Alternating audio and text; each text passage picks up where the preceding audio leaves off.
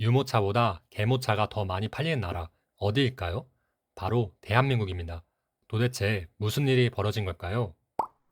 2014년 말 기준 대한민국 국민 10명 중 3명이 반려동물을 키웁니다. 정확히는 28.2%예요. 약 1320만 명으로 추정되죠. 업계에서는 1500만 명에 육박한다는 조사도 있습니다. 이게 얼마나 많은 숫자냐면요. 서울, 부산, 인천 인구를 합친 것보다 많습니다. 그런데 더 놀라운 건 따로 있어요. 이 시장의 규모입니다. 2024년 한 해 동안 대한민국에서 반려동물 산업으로 움직인 돈이 얼마일까요? 최소 6조 원에서 최대 9조 원으로 추산됩니다. 2020년만 해도 8.5조 원이었는데요. 코로나 이후 잠깐 주춤하다가 다시 급성장하고 있어요. 전문가들은 2032년이 되면 이 숫자가 약 20조 원에 육박할 거라고 예측합니다. 8년 만에 3배 이상 성장하는 거예요. 삼성전자 반도체 부문 매출의 절반 수준이죠. 자, 그럼 이 돈이 어디에 쓰이는지 볼까요? 반려동물을 키우는 가구의 월 평균 지출액은 약 19만 원입니다. 연간 230만 원 정도죠. 사료와 간식이 가장 큰 비중을 차지하고요. 그 다음이 동물병원비예요. 그런데 처음 말씀드린 개모차 이야기 정말일까요? 네, 사실입니다. 국내 최대 온라인 쇼핑몰 중 하나인 지마켓의 2023년 통계를 보면요. 사상 처음으로 반려견 유모차 판매 비중이 57%, 유아용 유모차는 43%였습니다. 아기보다 강아지가 더 많이 밖에 나간다는 뜻이죠. 그런데 이게 끝이 아닙니다. 이제는 강아지 전용 TV까지 나왔거든요. 해피독 TV라는 스트리밍 서비스가 있습니다. 국내 가입자도 상당한 규모로 알려져 있어요. 이 서비스는 강아지가 볼 수 있는 노란색과 파란색 파장을 활용한 영상을 제공합니다. 주인이 외출했을 때 켜두며 강아지가 지루하지 않게 하는 거예요. 유료 서비스죠. 사람들은 기꺼이 돈을 냅니다. 더 놀라운 건 펫 오마카세입니다. 오마카세 아시죠? 일본 고급 초밥집에서 주로 쓰는 말인데요. 셰프가 추천하는 코스 요리를 의미합니다. 이게 이제 강아지에게도 적용돼요. 서울 강남구의 한 펫 레스토랑은 한 끼에 5만 원에서 7만 원을 받습니다. 메뉴는 닭가슴살 스테이크, 연어 타르타르, 고구마 퓨레, 강아지 전용 케이크까지. 예약은 평균 2주 대기예요. 가전업계도 가만히 있지 않았습니다. 삼성전자와 LG전자는 2024년형 신제품에 AI 펫 케어 기능을 필수로 탑재했어요. 예를 들어 볼까요? 주인이 외출했는데 강아지가 짖으면 어떻게 될까요? 가전이 스스로 판단해서 음악을 틀어줍니다. 반려견 전용 공기청정기 모드도 있어요. 강아지 털을 더 효과적으로 제거하는 거죠. 국내 펫 가전 시장은 2024년 기준 약 1조 원 규모로 추정됩니다. 일반 가전보다 성장률이 훨씬 높아요. 펫 드라이룸이라는 제품도 있는데요.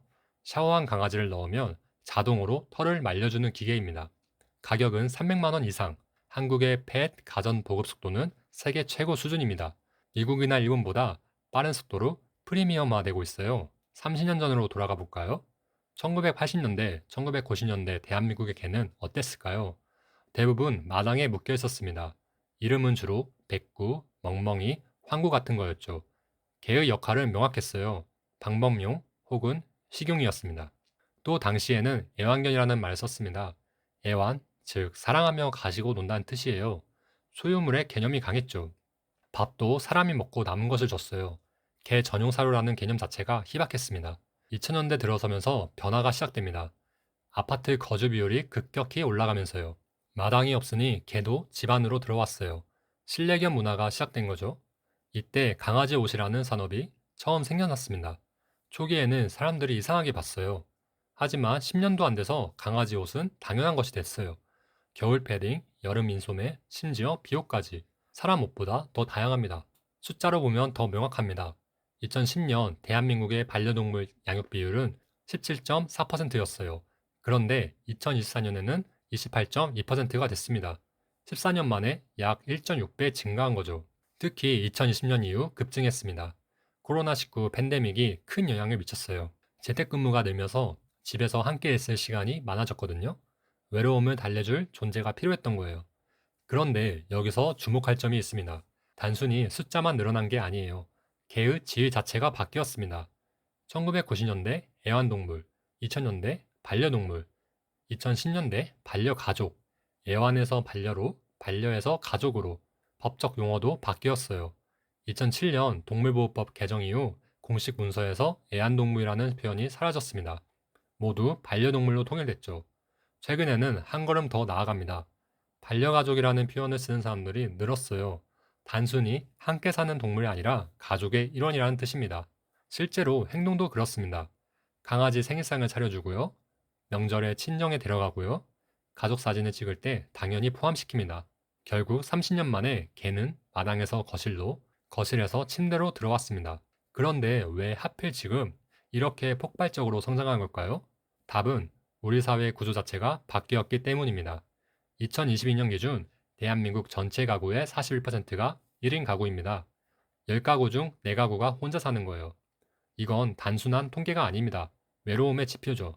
딩패쪽이라는 신조어가 생겼습니다. DINK, 즉 더블 인컴, 노 키즈.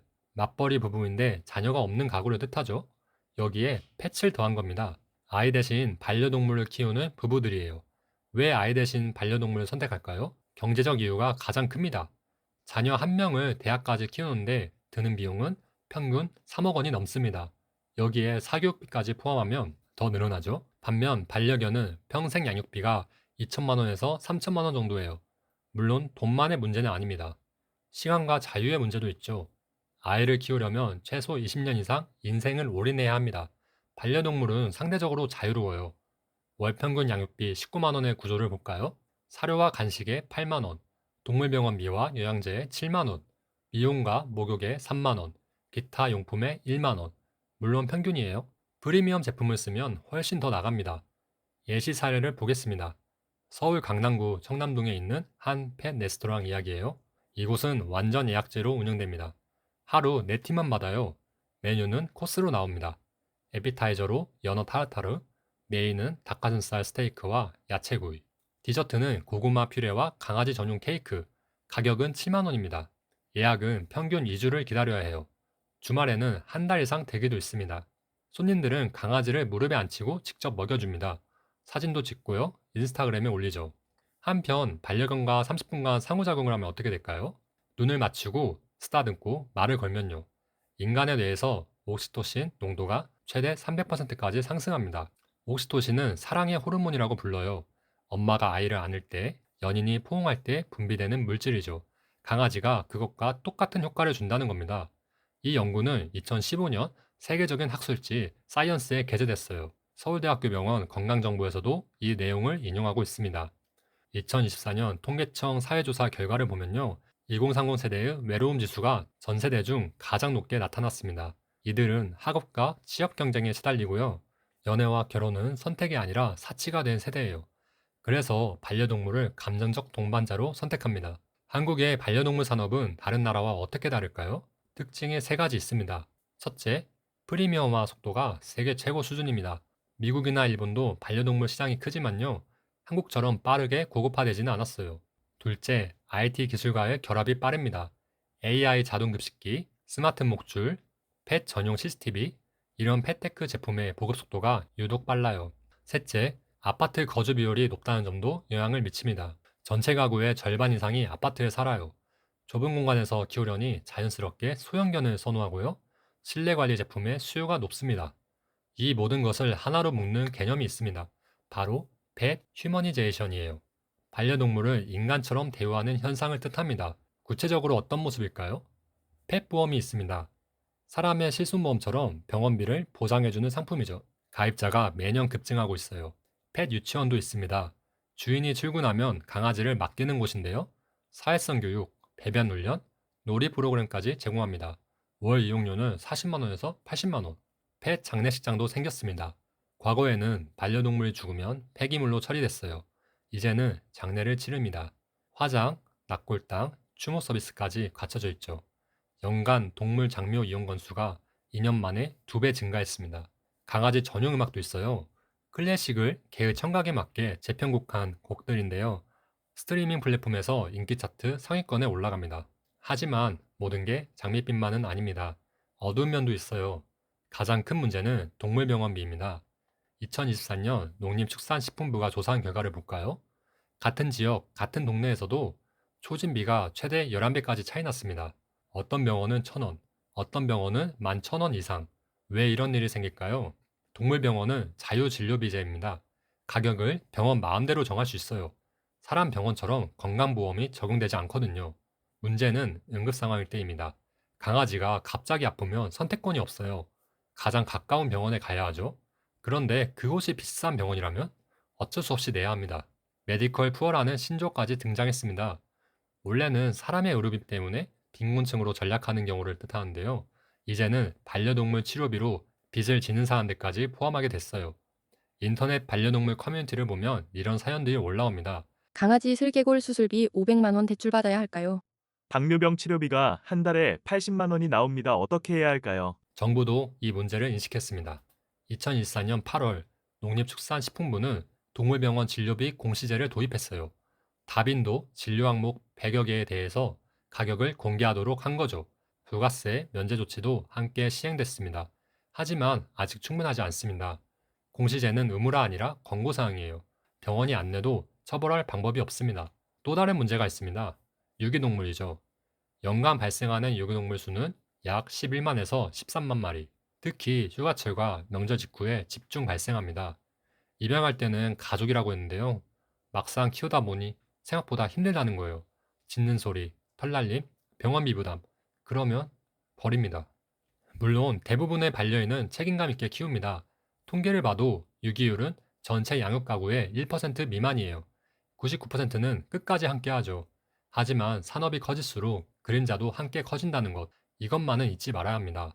정부는 2023년 8월 반려동물 산업을 국가 전략 산업으로 육성하겠다고 발표했습니다.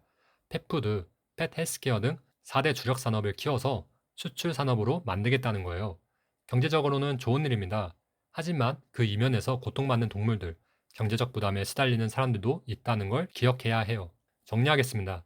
대한민국 반려동물 산업의 폭발적 성장, 그 이면에는 세 가지 키워드가 있습니다.